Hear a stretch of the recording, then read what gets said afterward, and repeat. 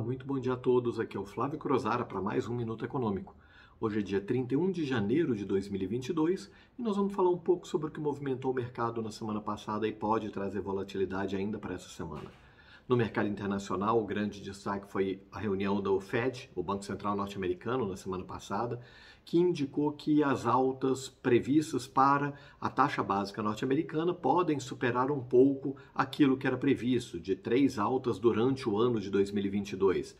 Já tem gente apostando em até 6 altas de 0,25%, sendo que a primeira pode ter um valor um pouco maior, ainda existe uma certa discussão no mercado sobre o quanto que seria esse primeiro aumento de taxa básica, mas pode chegar a 0,5%.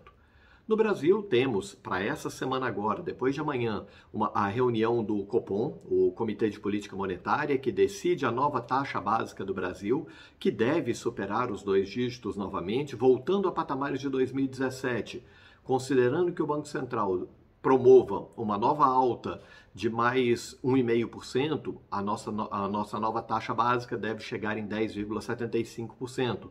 Lembrando que, muito provavelmente, nós vamos ver pelo menos mais um aumento de taxa básica no Brasil. A inflação continua elevada, continua fora do controle do governo e precisa de algumas medidas para poder fazer esse controle. Uma das medidas, que era a PEC dos combustíveis, já se mostrou ineficaz com a retirada da possibilidade do fundão para ajustes de preços de combustíveis. E com isso acabou tirando uma força importante, ficando única e exclusivamente a possibilidade de ajuste de tributos. Isso pode não ser suficiente para poder trazer o resultado que é previsto, tendo em vista que o aumento do preço do barril do petróleo no mercado internacional tem se tornado bastante consistente e pode atrapalhar um pouco os planos do governo. No Brasil, nós tivemos também um destaque da nova legislação da CVM em relação ao Maxi Renda, um fundo imobiliário gigantesco. 1/3 do total de pessoas físicas que investem em fundos imobiliários no Brasil tem cotas do Maxi Renda. É um fundo que tem administração e gestão feitas pelo BTG e pela XP e que foi noticiado pela própria CVM que não pode ser feita distribuição de rendimentos enquanto não tiver lucro contábil. Apesar da lógica parecer razoável de não poder distribuir lucro se não tiver lucro contábil, o grande problema é que os fundos imobiliários eles distribuem lucro por lucro caixa, pelo fluxo de caixa que entra dentro do fundo. E isso leva a alguns problemas. Vou pegar a título de exemplo um fundo que tenha recebido 10 milhões de reais a título de aluguel e tenha os imóveis que ele tenha no patrimônio dele tenham reduzido o valor, por qualquer que seja o motivo, em 5 milhões de reais. Ou seja, o lucro contábil desse fundo é de 5 milhões de reais, ele só pode distribuir 5. O problema é que ele tem outros 5 milhões que ele não tem o que fazer.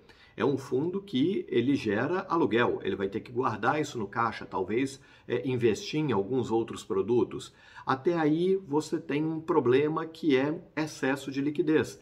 Mas você pode também gerar o problema no sentido contrário. Imagina a possibilidade de um fundo que teve um rendimento de aluguéis de 10 milhões e os imóveis subiram também de 10 milhões de reais de valor.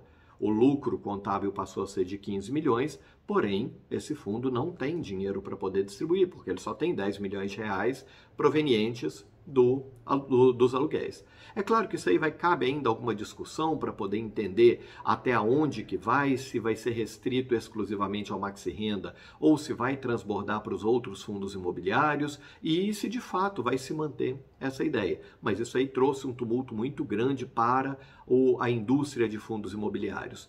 E em relação ao Brasil, em outro sentido, está o aumento de liquidez. O investidor estrangeiro tem enxergado o Brasil como um ambiente razoavelmente seguro para poder trazer parte do capital, tendo em vista o aumento do preço das commodities. Então, o Brasil passa a ser um hedge natural para commodities, tanto metálicas quanto agrícolas.